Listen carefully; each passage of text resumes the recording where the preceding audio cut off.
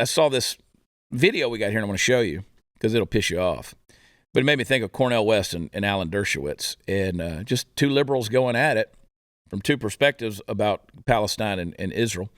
But there was a Cornell professor had this to say about the Hamas attack. Play clip number 2. There are many dozens of goodwill, many Palestinians conscious who abhor violence, as do you, as do I, who abhor the targeting of civilians, as do you, as do I, who were able to breathe. They were able to breathe for the first time in years.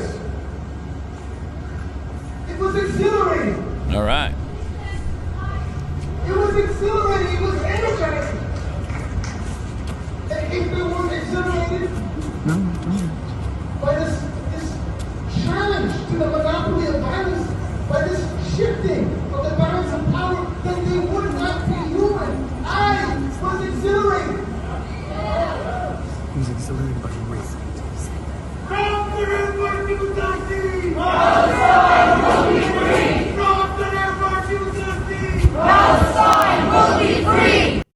See, let me tell you what you don't get to do.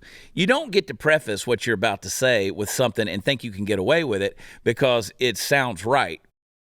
For instance, you don't get to say, well, we abhor the killing of women and children. We abhor the killing of civilians. We hate that that's who was targeted. But then to scream out that it was exhilarating, that these people got to breathe for the first time in years. You don't get to turn around and say, oh, but it was exhilarating. I mean, they cut the heads off of babies, but it was exhilarating. I mean, they murdered people in the street. You know, they kidnapped children. You know, you got the one little girl who's, I don't know, 16, 17 years old in a wheelchair who can't speak, she's wheelchair bound, has to be fed through a tube into her stomach. They kidnapped her. What do you think's happening to that? It's not exhilarating, asshole. It's not. It's not. And these people who live under the umbrella of American freedoms, who are given a microphone, who are given a platform to be able to say this ignorant crap, they really are trash human beings. Because what they don't understand is Hamas, you could take that guy, and I don't know anything about that guy. You know, he's a professor, Cornell University.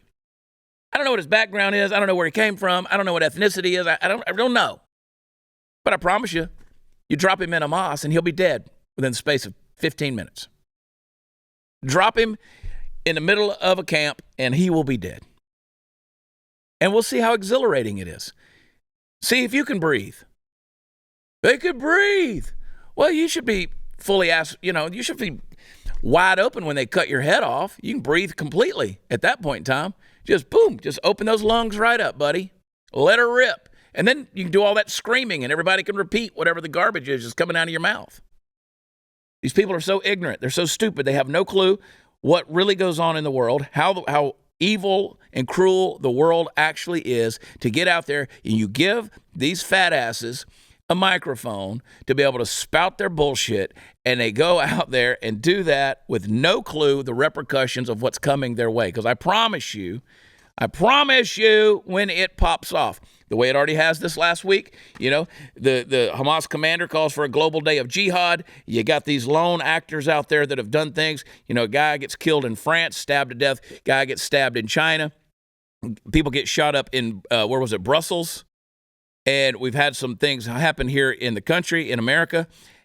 When the real thing pops off, I promise you, they're not going to go back and watch your YouTube video or check your credentials as a Cornell professor to say, oh, he's on our side. Nope, you're dead. Boom, end of story. Peace out. Gone. Finished. No more breathing. No more exhilaration. That's it. Sad days we're living in, folks. It's scary.